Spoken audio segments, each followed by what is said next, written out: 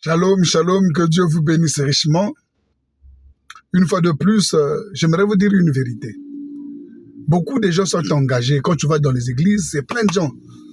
D'autres s'appellent d'évangélistes, d'autres des pasteurs, ainsi de suite. Des diacres, des intercesseurs. Il y en a plein. Et quand tu arrives là et tu trouves qu'ils ont une dénomination, et ils veulent faire prévaloir le nom de leur église. Aujourd'hui même, si tu parles contre Jésus-Christ, tu n'auras pas d'opposant. Mais si tu parles contre son pasteur, waouh, tu auras toute la colère des brebis sur toi. Au fait, ils ont reçu l'esprit de leur pasteur.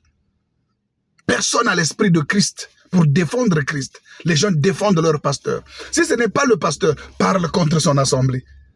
Tu vas croiser l'opposition parce qu'ils ont reçu l'esprit de l'assemblée. Mais nous cherchons les vrais saints, ceux qui ont reçu l'esprit de Christ, capables de se mettre à part pour la parole, pour défendre les Écritures. Aujourd'hui, les églises sont dans une perversion incroyable. Ils portent des noms alors que Paul a dit « J'ai renoncé à la vision de Damas », mais pas à la vision céleste. Il y a tellement de visionnaires. Mais les visionnaires sont du diable. Il n'y a qu'un seul visionnaire. Le véritable visionnaire, c'est Jésus-Christ.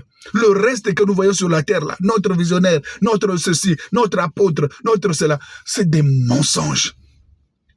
Le seul véritable et le vrai et l'unique visionnaire, c'est Jésus-Christ. C'est lui qui est venu avec la vision céleste. Et Paul dit, je n'ai pas renoncé à la vision céleste, mais à la vision des sacrificateurs, à la vision des pharisiens, des sadducéens, des églises qui étaient là en ce temps-là. Bien-aimés, revenons à la véritable parole.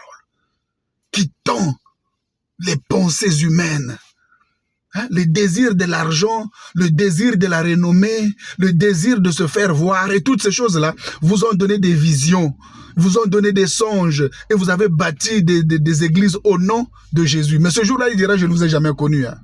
Ouvrier d'iniquité, parce que la femme porte un nom, mais il porte le nom de son mari. Jésus a dit, je bâtirai mon église, et les portes de ces jours de mort ne prévaudront pas contre elle. Mais nous remarquons que Jésus qui a dit, je bâtirai mon église, n'a pas donné de nom, car l'épouse est fiancée à Christ. L'église est fiancée à Christ, et doit porter le nom de Christ, le nom de Jésus-Christ. Quand vous lisez dans les Apocalypses, il est écrit, à celui qui vaincra, je donnerai un nom nouveau, j'écrirai sur lui le nom de la nouvelle Jérusalem. Donc, il n'y a pas vos églises que vous avez créées là, ce sont des noms blasphématoires.